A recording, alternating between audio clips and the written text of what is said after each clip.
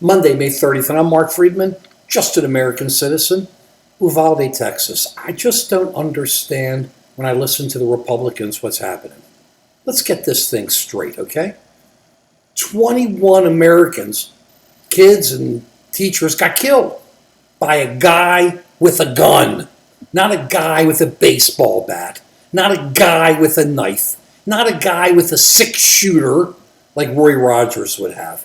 We're talking about somebody who came in with a weapon of war. How many of that have I been talking about here? And this guy comes in a matter of minutes, destroys the lives of 21 people. Another one had a heart attack as a result. Let's get this thing straight, okay? The problem we have is guns and people.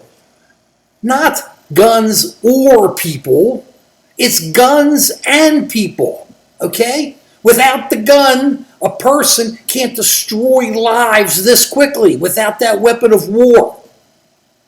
And the gun can't work unless the crazy person using it, killing people like this, massacring people like this, do it. It's guns and people. And all you hear from the Republicans is, it can't be guns. Meanwhile, all this money has gone into mental illness all these years, but nothing about guns. And you listen to dummies, I mean dummies, like the governor of Texas, Abbott, who sits there and goes, hey, it's been 62 years since we allowed people to carry guns. What's the difference? What's changed? What's changed is nobody had M16s in 62 years ago. They didn't have it when we had the Constitution. They just got it recently in the 90s, whatever, the 2000s. And these guns are being used, these weapons of war. They're not long guns. They're weapons of war that couldn't even be used in Vietnam. They're used to kill our kids.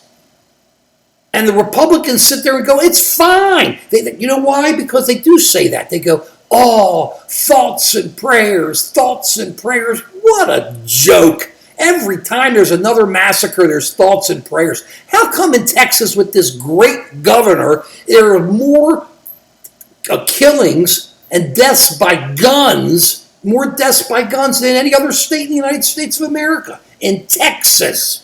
In Texas. Then he makes some dumb statement about how all these guns are in Chicago and New York, even though the laws are tougher. That's another smart statement. You know, we live on 95. They used to take cigarettes from down south where they manufactured and brought them up so that people wouldn't have to pay taxes on them.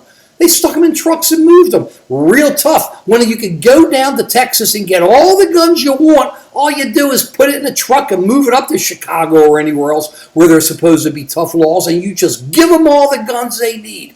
Look, we got to save these people. There's massacre after massacre after massacre of Americans and our kids. What are we standing back for? There is no way that a person who's 18 years old needs an M16 or something like it. Wait until they're 21. What's so hard about it? It's 21 till they have a handgun. It's 21 till they can get drunk. What's so hard about it?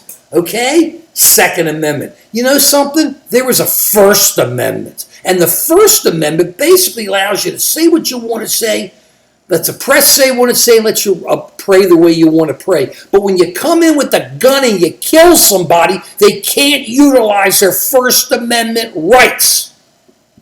Now let's get it straight here. America's got to come together. It's guns and people. Let's wake up. We can't allow any more of these massacres. What are we doing by not making an agreement? I don't understand. Why is death and prayers and thoughts more important to Republicans than trying to stop it? Peace.